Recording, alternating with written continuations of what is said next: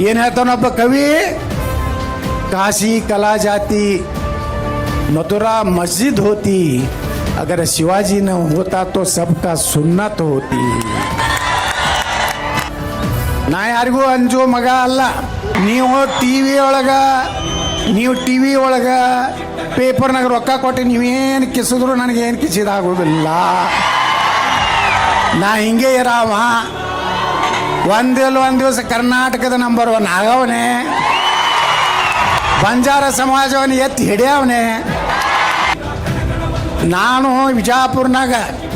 ವಿಜಾಪುರ ಒಂದು ಕಾಲಕ್ಕೆ ಪಕ್ಕೀರ್ ಬಸ್ತಿ ಊರು ಹತ್ತಿದ್ರು. ಬರೀ ಗಡ್ಡ ಬಿಟ್ಟಿದ್ದು ಇದ್ರದ್ದು ಡಬ್ಬಿ ಹಿಡ್ಕೊಂಡು ಆ ನವಿಲಿನ ಗರಿ ತೊಗೊಂಡು ಅಡ್ಡಾಡ್ತಿದ್ರು. ಈಗ ಏನಾಗೈತೆ, ಬಿಜಾಪುರ ಸಂತ ಸೇವಾಲಾಲ್ ಮಹಾರಾಜರ ನಗರ ಬಿಜಾಪುರ ಆಗಿದೆ. ಛತ್ರಪತಿ ಶಿವಾಜಿ ಮಹಾರಾಜರ ನಗರ ಬಿಜಾಪುರ ಆಗಿದೆ. ಡಾಕ್ಟರ್ ಬಾಬಾ ಸಾಹೇಬ್ ಅಂಬೇಡ್ಕರ್ ಅವರ ನಗರ ಬಿಜಾಪುರ ಆಗಿದೆ. ಮಹಾರಾಣಾ ಪ್ರತಾಪ್ ನೆಗ್ಗಿನ ಮುಳ್ಳಿನ ಬೀಸಿ ರೊಟ್ಟಿ ಮಾಡಿ ತಿಂದು ಅಕ್ಬರ್ ಅನ್ನೋಂಥವ, ಬರೀ ಅಕ್ಬರ ಮಹಾರಾಣ ಹೆಸರು ಕೇಳಿದ್ರೆ ಚೊಡ್ಡೆ ಹೊಯ್ಕೋತಿದ್ದರು. ಶಿವಾಜಿ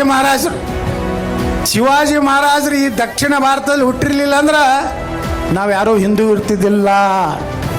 ಇವತ್ತು ಬಿಜಾಪುರ ಹೆಂಗೆ ಕಾಣಿಸ್ಲಕ್ಕತ್ತೈತಿ, ಈ ಭಾರತದಾಗ 3ನೇ ಒಳ್ಳೆ ಗಾಳಿ ಇರುವಂಥ ನಗರ, ಇಡೀ ಇಂಡಿಯಾದಾಗ ನಂಬರ್ 3 ಬಿಜಾಪುರ. ಮೊದಲೇನೆತ್ತಿದ್ರು ಬಿಜಾಪುರಕ್ಕೆ ಧೂಳಾಪುರ ಎತ್ತಿದ್ರು. ಬಿಜಾಪುರ ಇದು ಹಿಂದೂ ನಗರ. ಇಲ್ಲೇನು ಮ್ಯಾಗಿನ ಸಾಬರ್ದೇನು ನಡೀದಿಲ್ಲ. ಮಹಾರಾಜ್ ಹಿಂದೂಸ್ತಾನಕ್ಕೆ ನೀವು ಗಟ್ಟಿಯಾಗಿ ಇರ್ರಿ, ನಾ ಗಟ್ಟಿಯಾಗಿರ್ತೀನಿ. ಇಲ್ಲಿ ಯಾವನೋ ಪಾಯಿಂಟ್ ಕನ್ನಲಾರ್ದಂಗೆ ನೋಡ್ಕೋದು ನನ್ನ ಜವಾಬ್ದಾರಿ. ನೀವು ಒಕ್ಕಟ್ಟಾಗಿ ಮುಂದಿನ ದಿವಸದಾಗ ನಮ್ಮ ಜೋಡ ಇರ್ರಿ ಅಂತ ಕೇಳ್ಕೊಂಡು, ಬೋಲೋ ಭಾರತ್ ಮಾತಾ ಕಿ, ಸಂತ ಸೇವಾಲಾಲ್ ಮಹಾರಾಜ್ ಕಿ ಜೈ ಶ್ರೀರಾಮ್.